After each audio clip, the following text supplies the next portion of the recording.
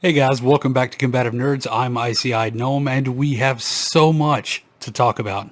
We're doing a giveaway starting today and running through Saturday, February 25th. We're going to be giving away 100 smackaroos to one lucky subscriber. So make sure you click that subscribe button and tell all of your friends and family about it, all while helping us build to our goal of 1,000 subscribers. Now there are 3 simple rules for this giveaway. Subscribe to our channel, comment on this video, and make sure that you click the link in the description below to fill out a short form to provide us with your email address. Now the winner is going to be selected on February 27th and will win a $100 gift card of their choosing to unlock their inner combative nerd. Check out the full details in the description below. Now last weekend during the Super Bowl, while I was stuffing my face with just an array of delicious and nutritious snack options, in case my doctor's watching, we got a trailer drop for The Flash. Despite all the controversy surrounding Ezra Miller and the upcoming changes announced by James Gunn surrounding the DCEU, or should I say, Rebirth, I am so stoked for this movie. Now the story for this movie is loosely based on the comic book miniseries Flashpoint, with several unique changes and a few for-the-fan additions. Now, for some of you who are unaware of the Flashpoint limited series and its tie-ins, don't worry, we've got you covered. We'll briefly cover the plot of this story and get you up to speed, so that you can watch the movie with the rest of us nerds and not feel like you missed anything. But first, we're going to talk about the man of the hour, Sir William Shakespeare. Just kidding, Michael motherfucking Keaton. Yeah. I'm Batman. He's back, and my inner and outer nerd could not be more pleased. Now, this trailer has shown us that we will see different variations of the Flash, but we'll also be getting a healthy helping of Batfleck, and of course, Michael Keaton's glorious return to the rubber suit. In a recent interview, Ben Affleck also hinted that we may see the return of George Clooney's bat nipples. Is George Clooney in the Flash movie? And just tell it, because you know if shoe was on the other foot, he would blow it and tell about you, right? He definitely would. Could we see the return of Christian Bale's Batman? Or perhaps a different version of Batman we've not seen on film thus far? Only time will tell. As I said earlier, the Flashpoint comics paved the way for the DC Universe and the New 52. In similar fashion, James Gunn has stated that this film will effectively reset the timeline and set the tone for the future of the DCEU. So I'm hoping they loaded it chock full of goodies for the fans and nods to the long history of DC movies before we wipe that slate clean. Now, let's run back some of the highlights of Flashpoint. Flashpoint number 1 was published in May of 2011 and was written by Jeff Johns with art by Andy Kubert. It's a DC comic limited series based on the Flash, who first appeared in the Golden Age Flash Comics number 1 in January of 1940 from All American Publications. Now, if you don't know who the Flash is, first off, how very dare you? Secondly, he's a scientist who gets all blowed up in a lab experiment, and now he can run really fast. You know, like everyone who gets blown up in a lab experiment. In Flashpoint, Barry Allen, aka The Flash, has the ability to run so fast that he can travel through time. So he decides to run back in time to save his mother from being murdered and his father from being falsely imprisoned for her murder.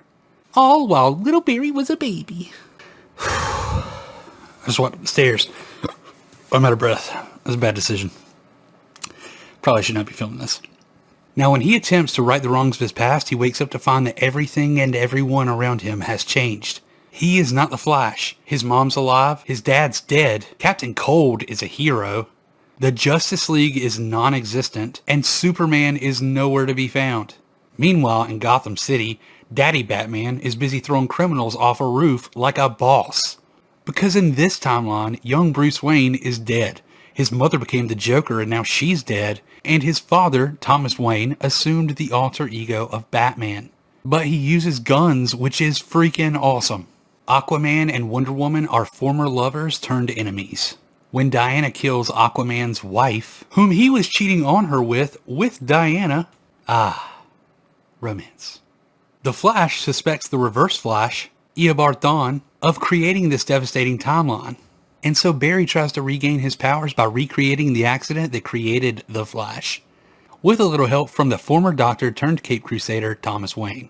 Now it takes him a couple of tries, but eventually he gets it. The war between the Atlanteans and the Amazons rages and threatens a global catastrophe. Cyborg enlists the help of Batman and Shazam in an attempt to end the war. Barry suggests enlisting the help of Superman, but nobody knows who he's talking about. With a little detective skills from Batman and some expert level hacking by Cyborg, they're able to track down the Kryptonian son. And soon they find out that Kal-El was taken as a child from the crash site and used in experiments by the government under the name Project Superman. Now they're able to break him out where Superman takes to the skies and disappears. Now as the Flash, Batman, and Cyborg attempt to end the battle between Aquaman and Wonder Woman, the US military enters the battle. They fear that Cyborg and our heroes might fail, but their presence only exacerbates the situation. The Flash tells Batman that if they fail to stop Eobard Thawne, the world will destroy itself. As the battle intensifies, we see some of our beloved heroes and villains tear each other apart, literally. Thawne breaks the news to Barry that he himself created the Flashpoint timeline. And he did so by traveling back in time to stop Thawne from killing his mom.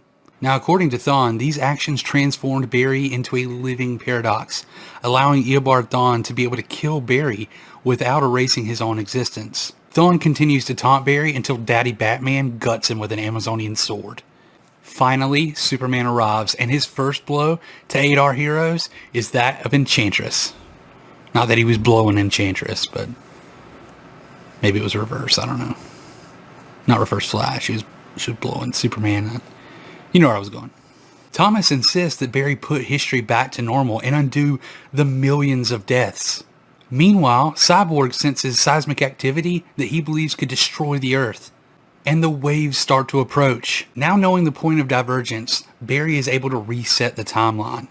Just before he's about to enter the time stream, a dying Thomas Wayne thanks Barry for giving his son a second chance. He gives Barry a letter addressed to Bruce. Barry then meets with his mother and bids a tearful farewell.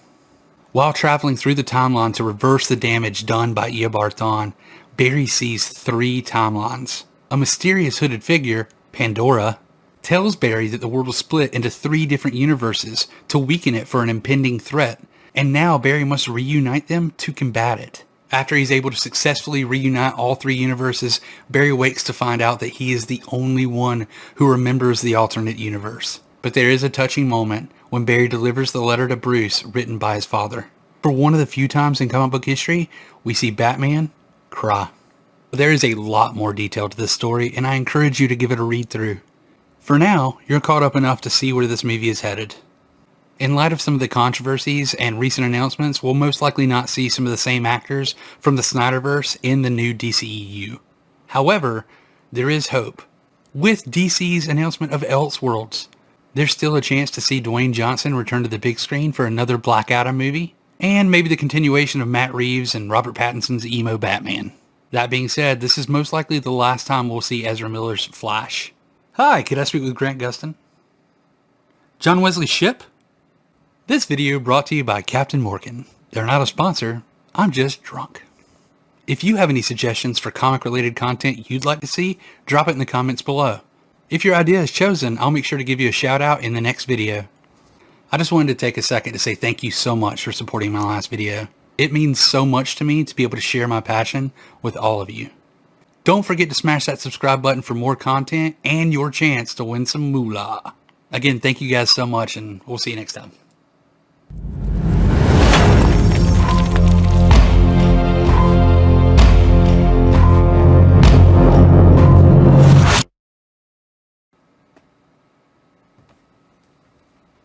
I'm Batman. Ow, my knees.